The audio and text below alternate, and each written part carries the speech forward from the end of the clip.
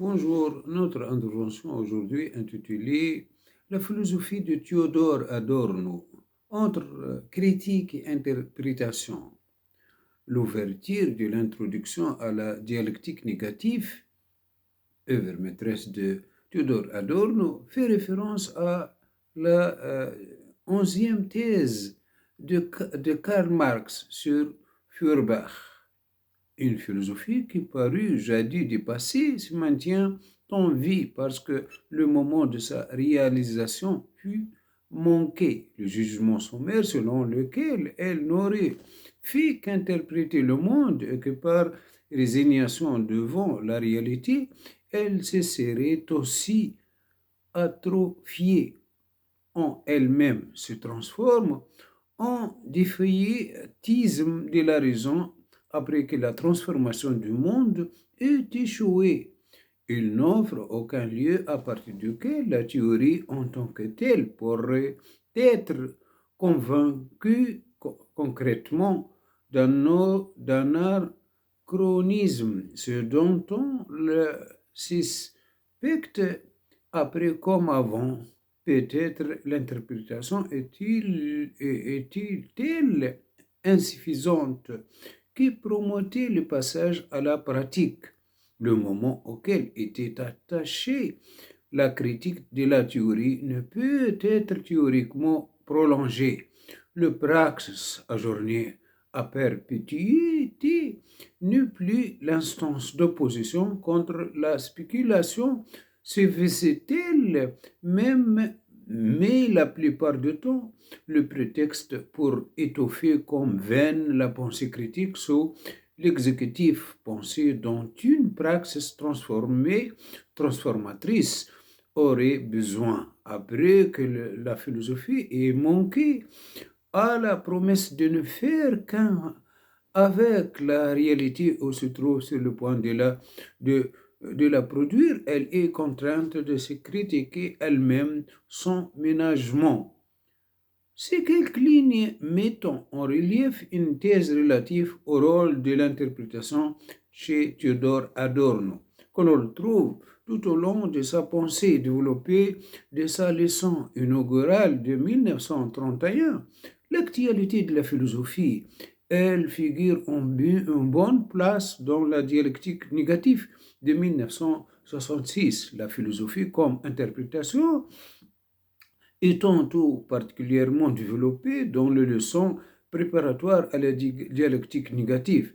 C'est la doctrine de l'histoire et de la liberté, 1964-1965, qui reprenait les idées présentes de la conférence de 1932 sur l'idée d'une histoire de la nature. Elle est enfin présente dans les leçons sur la dialectique négative 1665-1966. La thèse d'Adorno déclarant que la philosophie est interprétation double.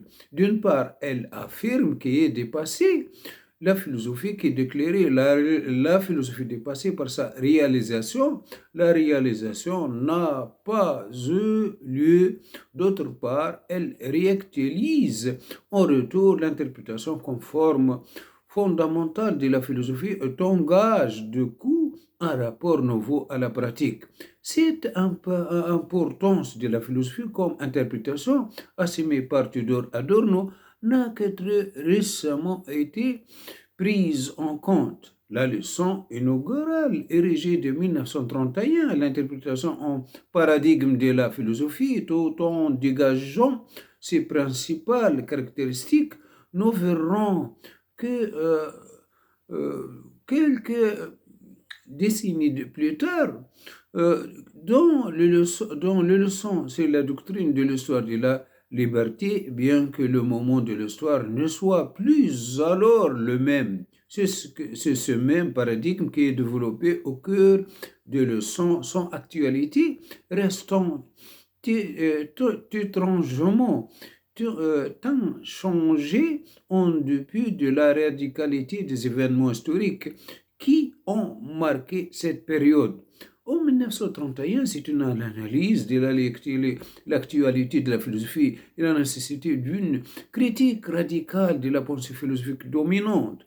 Ça, l'élucidation qui conduit Adorno à élaborer le paradigme de la philosophie comme interprétation qu'il appelle sans doute conformément à l'usage freudien, bien que le terme soit très usuel en allemand de Tung, plus que interprétation. Pour cela, Adorno part des impasses de la philosophie actuelle. La totalité de la réalité qui vise la philosophie ne se donne non plus comme telle à la raison. C'est par la polémique uniquement qu'elle a. La réalité s'offre en tant que réalité entière à celui qui veut connaître, tandis qu'elle ne se donne qu'à travers reste et ruine, l'espoir d'arriver un jour à réalité véritable et juste. Passons en revue le néo-kantisme de Marbourg de sud-ouest, la philosophie de la vie et de la phénoménologie, la théorie de Schiller et de Heidegger, ainsi que le philosophie qui prenait la science pour modèle. Adorno se demande s'il est encore possible de répondre aux questions cardinales de la philosophie. Son constat est que l'adéquation de la pensée à l'être en tant que totalité s'est décomposée.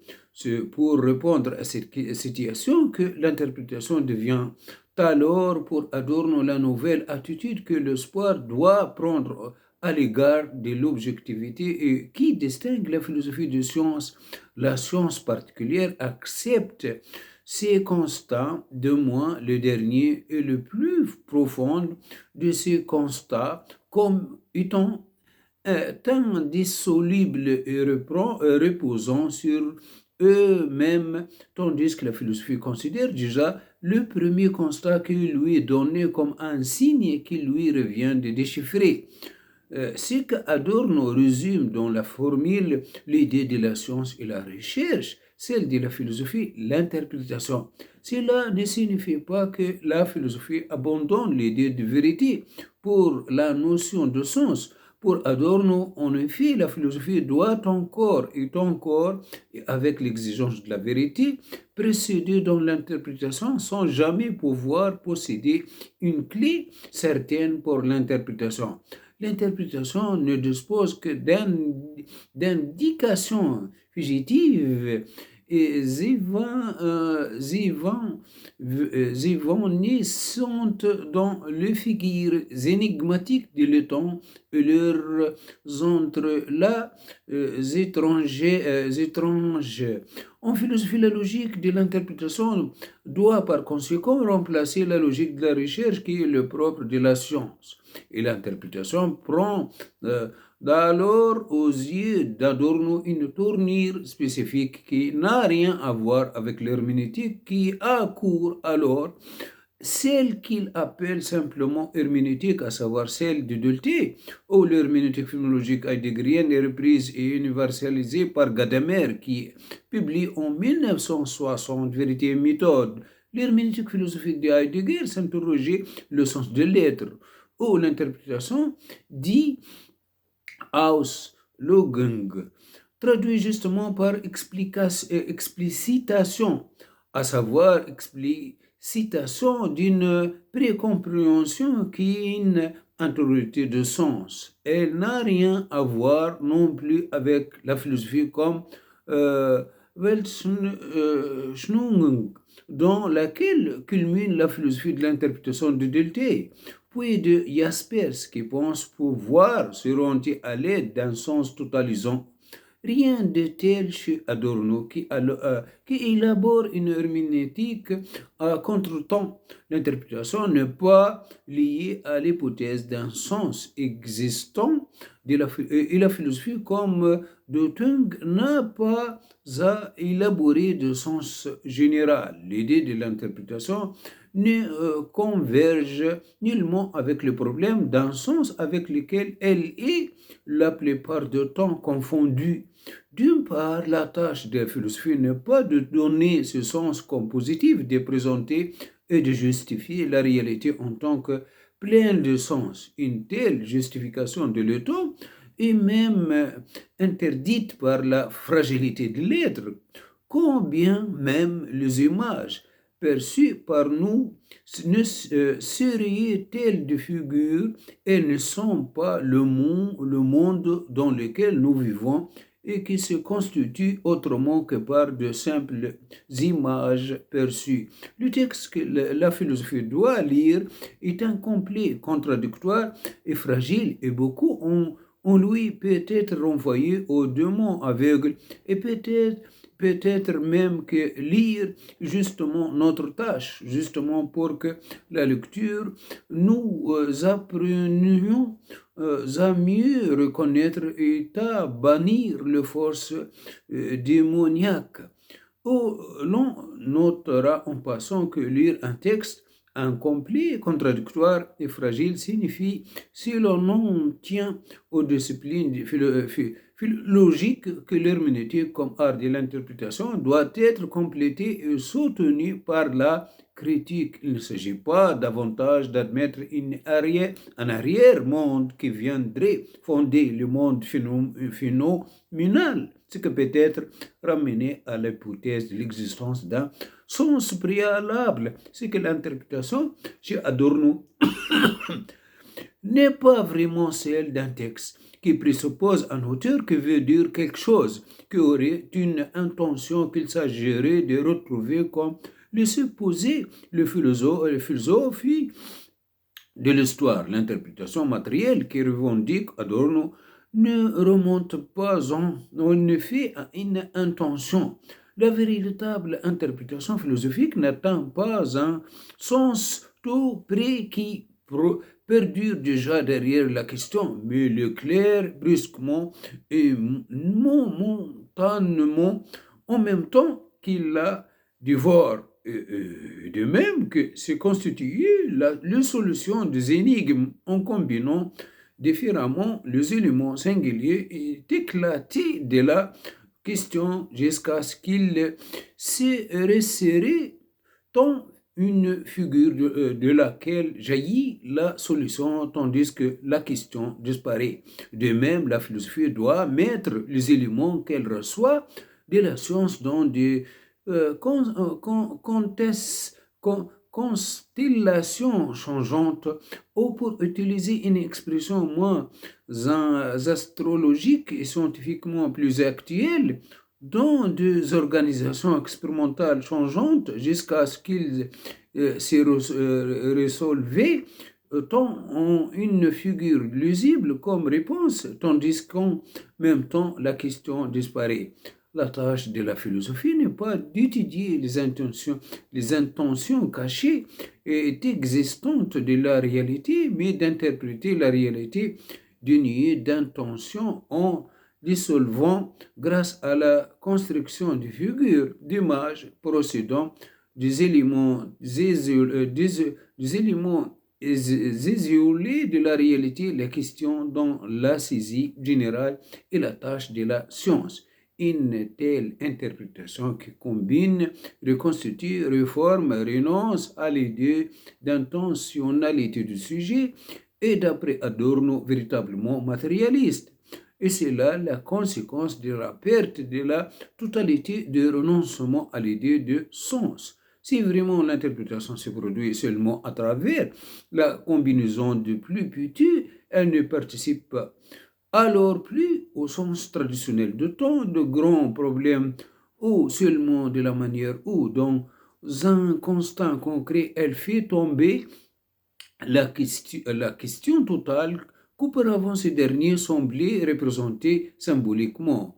Comme l'a montré un commentateur, la méthode d'interprétation chez Adorno emprunte des éléments à Freud. Elle peut être mise en œuvre dans l'orientation de la philosophie sociale progressiste vers l'économie, quel qu'il en soit, en recomposant, etc., l'interprétation philosophique sera immanente en exposant autrement ce qui est l'assemblage d'éléments petits et son intention compte parmi les conditions fondatrice de l'interprétation philosophique. C'est là la direction dans laquelle il voit le tâche de l'interprétation philosophique. Cette idée est modélée en 1965 où le passage de la pensée philosophique à l'herméneutique qu'Adorno prétend précisément accomplir est d'abord attribué au déclin du système. Le sens ne peut plus être totalisé dans un système, c'est pourquoi il faut réfléchir l'existence singulier et cela c'est qui renvoie la connaissance du singulier comme connaissance philosophique à l'unique chose qui reste face à ce qui est ainsi singulier et dispersé, à savoir à son interprétation, à l'heure de son interprétation. Il faut alors préciser qu'il convient d'entendre par interprétation. Le jugement de connaissance classique consiste à saisir le phénomène à l'aide du concept d'une théorie dont on dispose et qui rend possible une subsumption et en cela est identifié par subsumption. Or, l'interprétation procède autrement dans l'identification de ce qui est dans la mesure où elle inclut une réflexion sur le moment de l'identification. Il y a en effet deux formes d'identification. D'une part, on peut identifier une chose avec un autre, ce qui est une solution assimilatrice. D'autre part, on peut identifier quelque chose comme ce qu'il est. D'un côté, il s'agit d'une identification de noms identiques par le travail de somption. De l'autre, il s'agit d'une interprétation proprement dite qui signifie séjourner auprès de singulier. La connaissance ne peut apporter un élargissement de perspective que là où elle s'attache à l'individuel avec une telle insistance qu'elle finit par le dégager de son isolement. Certes, cela suppose aussi un certain rapport à l'universel. Toutefois, ce n'est pas celui de la subsumption, mais presque le contraire. En termes plus conscients, il s'agit d'un jugement réfléchissant qui n'est évidemment pas entièrement le contraire du jugement déterminant, mais seulement presque le contraire. Les solutions dans la mesure où c'est une solution immanente ou une auto-réflexion de la solution qui est interprétation. Cette double forme d'identification est précisée dans la dialectique négative. Voilà notre intervention intitulée la philosophie de Théodore Adorno entre critique et interprétation est terminée. Merci bien de votre attention. Au revoir.